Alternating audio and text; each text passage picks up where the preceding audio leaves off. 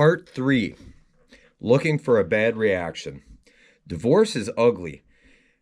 And again, I hope, if not for me, I hope this touches some individual out there that can see some of these signs and do something about it before it gets to the point of 10 years of bullshit that I have dealt with. So, looking for a bad reaction. I met the ex-wife. We dated for years. She got pregnant.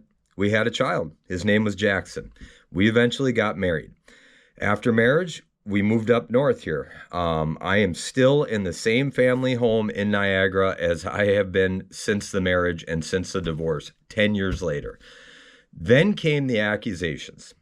She was calling my work, both works, two works. She was making false allegations, serious allegations, trying to get me fired, trying to get me in trouble. Then the documentation started in my son's medical file, which I didn't realize until years later. She was going through my phone, my emails. She was even checking Google on my phone to see where I had been, making false allegations about cheating and everything else when I'm test driving vehicles, fixing vehicles, just working. That's all I did was work and go home. And it was always back to cheating. She initially started with cheating. It was, I was cheating on her this, I was doing this, I was unfaithful, I was everything. Years later, it finally clicked that she was the one cheating, which I know she was with a good friend and person that I went to school with. Years later, I found out.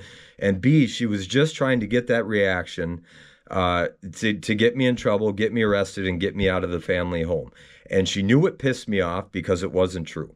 But yet she kept up with it religiously, and that's where it started. And then she was calling the police. She would be starting arguments when I get home from work. Again, back to the cheating, going through my phone, checking my emails, doing all the normal things a narcissistic individual does just to start shit. However, she was never able to remove me from this home. So what did she do then? Well, that led into the PPOs in Michigan. I live in Wisconsin. She absconded to Michigan when she couldn't get me taken out of the house, even with the enormity and the gravity of the false allegations that she was telling the Marinette County Sheriff's Department, which I didn't realize until years later, which is a whole nother video. But she started around about 2016, she started filing PPOs. PPOs, which are bullshit, especially when they're weaponized against a father who just wants time with his son. She filed 5 PPOs, didn't file for divorce in that time. I successfully defended 4 of those PPOs with an attorney that is now a judge that drained me financially. 5 PPOs, 4 of them I defended successfully. And each and every time, time is taken from the child and from the father because it was always allegations, false allegations that she had made between me and her. They were all done ex parte. She comes up with some bullshit story, brings it to the court. There's some common threads in all those stories and all the police reports she's filed, but nothing was ever done. There was never any charges made. There was never any domestic incident where I was held against from seeing her or seeing my kid. She never got me out of the home, and I think that's what pissed her off all these years later. So then it started with the PPOs because it was easy to go to the state of Michigan, make up some bullshit, and then just get an ex parte PPO that 6 months.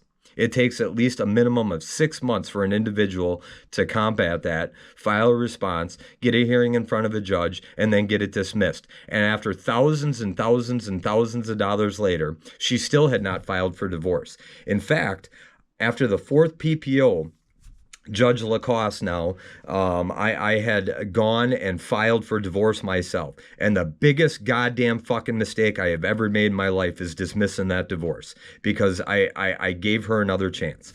And I tried to do right by my son. But it all backfired.